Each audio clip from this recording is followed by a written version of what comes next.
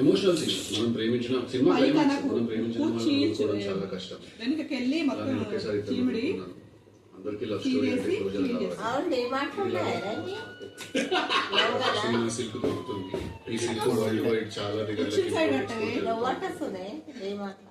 మా నాన్న నాకు ఒక విషయం చెప్పాడు, మళ్ళీ చాలా రెడీగా ఉండే ప్రాసెస్.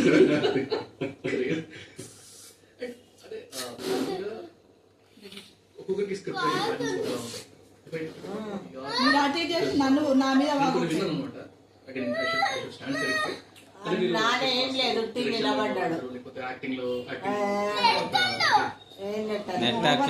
డిఫరెంట్ క్రాఫ్ట్ ఒక మాట నేను విన్నా. But how far is it true? అంటే బికాస్ మీ ప్యాటర్న్ మీకు ఉంటుంది కాబట్టి maybe get involved. I tell you where it started. నేను గుంటూరు టాకీస్ కానీ దాని తర్వాత మా ఎవరు వచ్చి కథలు చెప్పలేదు. ఎందుకంటే స్ట్రగ్లింగ్ యాక్టర్స్ దగ్గరికి ఎవరు ఇంకా కిందకి నువ్వేం వంచకు, నువ్వు నించో. ఎందుకు రారంటే ఎందుకంటే ఇప్పుడు ఎవరిని పెట్టి సినిమా తీస్తే బిజినెస్ వాళ్ళ దగ్గరికి ఏం వంచకు, అట్లనే ఉండు. నా దగ్గరికి రాలేదు ఎవరు అనేది ఇట్స్ నాట్ కంప్లైంట్. లేపకోతే కింద స్టూల్ ఉంటే దానికే అని. సో నేనేంటంటే I was forced to learn the craft. నాకు ఎవరు కథలు ఇవ్వట్లేదు, రాయట్లేదు నా కోసం. నాకు యాక్టర్ అవ్వాలనుంది. నెసెసిటీ వల్ల నేను నేర్చుకోవాల్సి వచ్చింది రైటింగ్ కానీ ఫిల్మ్ మేకింగ్ కానీ.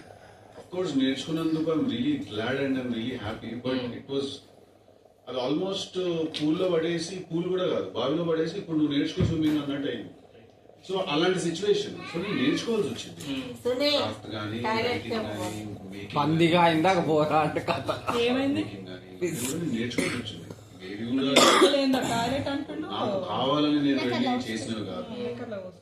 ఇన్ఫాక్ట్ మీరు అట్లా మాట్లాడితే అడిగితే నన్ను ఒకవేళ నాకు కూడా జస్ట్ పొద్దున్న లేచినామా రెడీ అయ్యి మంచిగా మిగతా ప్రొడక్షన్ డిజైనింగ్ సెట్ ఏంటి అదేంటి ఏంటంటే మిగతా వాళ్ళందరూ చూసుకుంటారు. Just act and come back.